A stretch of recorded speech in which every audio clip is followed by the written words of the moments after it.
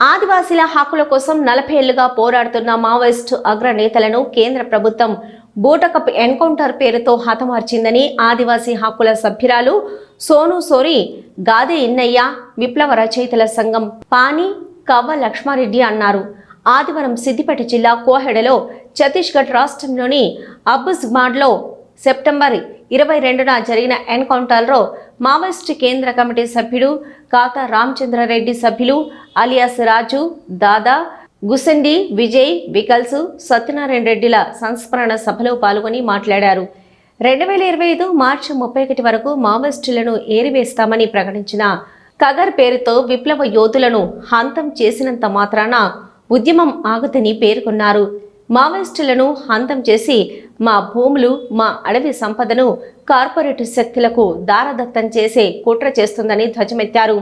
ఇటీవల లొంగిపోయిన వారు ఉద్యమానికి విద్రోహం చేశారన్నారు. 40 ఏళ్లు వారిని కంటికి రెప్పలా కాపాడుకున్నామని ఇప్పుడు లొంగిపై అన్యాయం చేస్తారంటూ ప్రశ్నించారు. ఈ సందర్భంగా నారాయణపూర్ ఎన్కౌంటర్లో అమరులైన ఖాతా రామచంద్రారెడ్డి, సత్యనారాయణ రెడ్డి చిత్రపటాలకు పుష్పగుచ్చాలు వేసి నివాళులర్పించారు. కవులు, రచయితలు, ప్రజా సంఘాల నాయకులు పెద్ద ఎత్తున తరలివచ్చారు. కళాకారుల ఆటపాటలు ఆకట్టుకున్నాయి.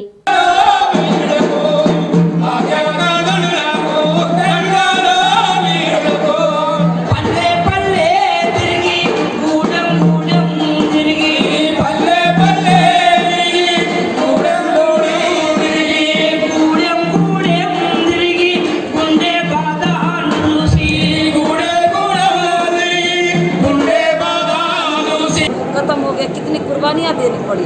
आदिवासी के बारे में कोई सोच ही नहीं है, सरकार सोच ही नहीं रही है। तो ये गलत है ना कि जब कि सरेंडर कर रहे हैं तो आदिवासी को क्या सोनू दादा ने पूछा, रुपेश ने पूछा, क्या वहाँ जन अदालत लगाया गया था, वहाँ की जनता से पूछा गया था? वहाँ की जनता पार्टी को उतनी कंधे से कंधे मिला के साथ दी और पार्टी ने भी आदिवासी को उतने से कंधे मिला के साथ दी। वहाँ की लड़ाई कारपोरेट के खिलाफ था, जल जंगल जमीन को छीना जा रहा था, उसके खिलाफ की लड़ाई थी। लेकिन जब बातें अब आई तो सिर्फ 2 लोगों के बीच में बात हो रही है, सरकार और बड़े बड़े लीडरों के बीच में। आदिवासी को क्यों छोड़ा जा रहा है?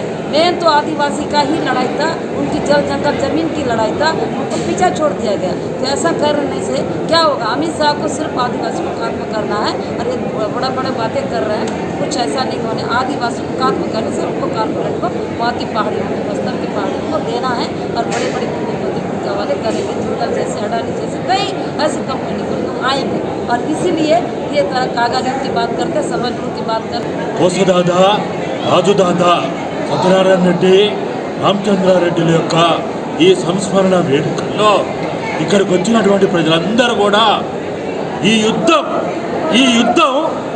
ఎవరి మీద చేస్తున్నావు?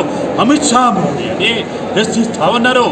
ఈ యుద్ధం ఆదివాసుల మీద చేస్తున్నావా? ఈ యుద్ధం మావోయిస్టుల మీద చేస్తున్నావా? ఈ యుద్ధం ఎవరి కోసం చేస్తున్నావు? కార్పొరేట్ల కోసం చేస్తున్నావా? ఆదివాసీల హక్కులు హరించడానికి చేస్తున్నావా?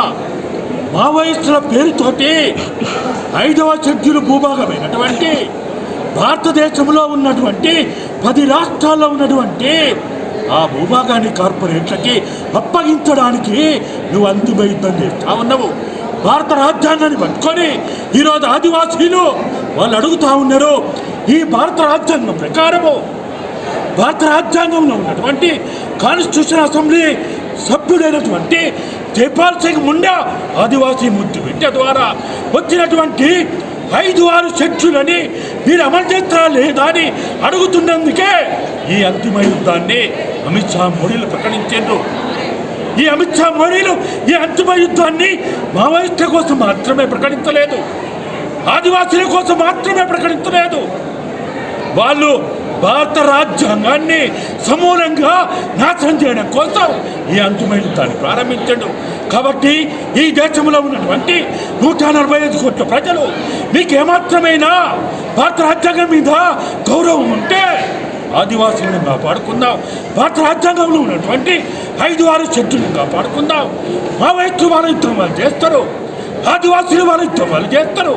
కానీ ఈరోజు అమిత్ షా మోడీని ప్రకటించింది ఆదివాసుల మీద మాత్రమే కాదు, మావోయిస్టుల మీద మాత్రమే కాదు, వాళ్ళు భారత రాజ్యాంగం మీద యుద్ధాన్ని ప్రకటించింది కాబట్టి దాన్ని కాపాడుకోవడానికే మనం ప్రయత్నం చేయాలని చెప్పే భారత బచావో నుంచి ఈరోజు ఈ వేదిక ద్వారా ఆ అమరులని స్మరించుకుంటూ ఈ అంతిమ యుద్ధంలో అమరులైనటువంటి ప్రతి ఒక్కరికి మేము వినమ్రంగా వాళ్ళు జోహార్లు అర్పిస్తున్నాం.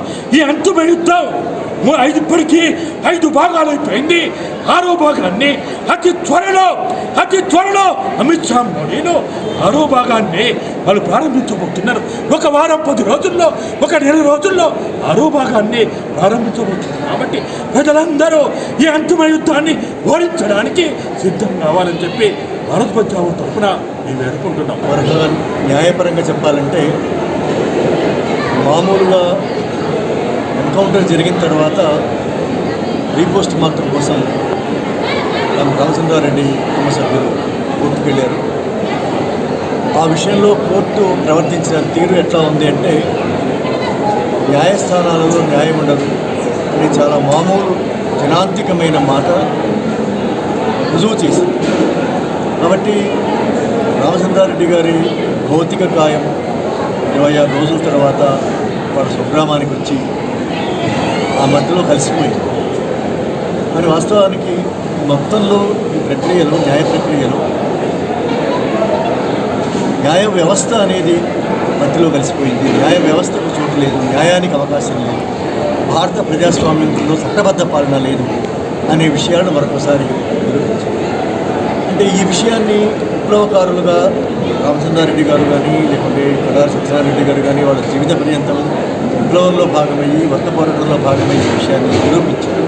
కానీ వాళ్ళు మరణించిన తర్వాత కూడా ఈ దేశంలో ఒక చట్టబద్ధ పాలన లేదు, ఈ దేశంలో ఒక రాజ్యాంగబద్ధ పాలన లేదనే విషయాన్ని వాళ్ళ మరణం తర్వాత వాళ్ళ శవం కూడా నిజానికి రాజుదాదా శవం కూడా అట్లాంటి ఒక సత్యాన్ని మళ్ళీ నిరూపించింది, సరికొత్తగా నిరూపించింది. ఈ ప్రత్యేక పరిస్థితిలో భారతదేశంలో అసలు ప్రజాస్వామ్యం ఏ పార్టీ ప్రజాస్వామ్యం? భారతదేశంలో ప్రజాస్వామ్యానికి అవకాశాలు ఏమున్నాయి? అందువల్ల అంటే నిజానికి గత 5 నెలలుగా మావోయిస్ట్ పార్టీ కాల్పుల విరమణ ప్రతిపాదన పెట్టినప్పటి నుంచి దేశవ్యాప్తంగాను 2 తెలుగు రాష్ట్రాలలో మేధావులందరూ సాయుధ పోరాట విరమణ చేసి ప్రజాస్వామ్యబద్ధంగా పోరాడాలి, ప్రజాస్వామ్యంలోకి రావాలి, ప్రజల్లోకి రావాలి అనే మాట అంటూ వచ్చారు. నిజానికి ప్రజల్లోకి రావడం అనే మాట నిజానికి చాలా ఆలోచించాల్సిన విషయం. ఎందుకంటే ఇంతకాలం పాటు వాళ్ళు ప్రజల్లో లేరా, ఇప్పుడు ప్రజల్లోకి రావడానికి అనే ఒక అర్థం అందులో ఉన్నది. అదే నుంచి వాళ్ళు ప్రజాస్వామ్యంలోకి రావాలి. అట్లాగే ఇవాళ చిన్నప్పుడు పుట్టినప్పటి నుంచే ఈ విప్లవాల నిర్బంధాలు, రాజ్యం యొక్క నిర్బంధాలను చూస్తున్నటువంటి వారి కుమారుడు రాజా, కుమార్తె వాళ్ళు ఇలా పెరిగి రాజా కూడా ఒక బాధ్యతగా ఇలా రామచంద్రారెడ్డి అమరుడైన తర్వాత న్యాయ పోరాటం చేసినటువంటి వ్యక్తి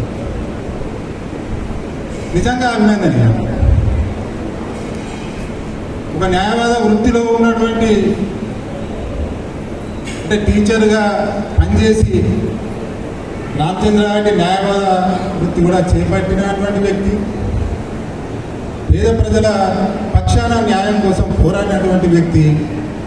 ఆయన కుమారుడు కూడా న్యాయవాద వృత్తిని ఎంచుకొని ఇలా హైకోర్టు తలుపులే కాదు సుప్రీంకోర్టు తలుపులు కూడా తెరిచి దేశవ్యాప్తంగా ఈ ఫలాని రామచంద్రారెడ్డి అమరత్వాన్ని, ఆయన చేసినటువంటి త్యాగాన్ని, పేద పక్షాన నిలబడ్డటువంటి ఒక పోరాట యోధుడిని, నిరాయుధంగా ఉన్నటువంటి ఒక మైదాన ప్రాంతంలో ఉన్నటువంటి వ్యక్తి తన తండ్రిని బూటకపు ఎన్కౌంటర్ పేరు మీద చంపేసిందని ఇప్పటికీ న్యాయ పోరాటం చేస్తున్నారు.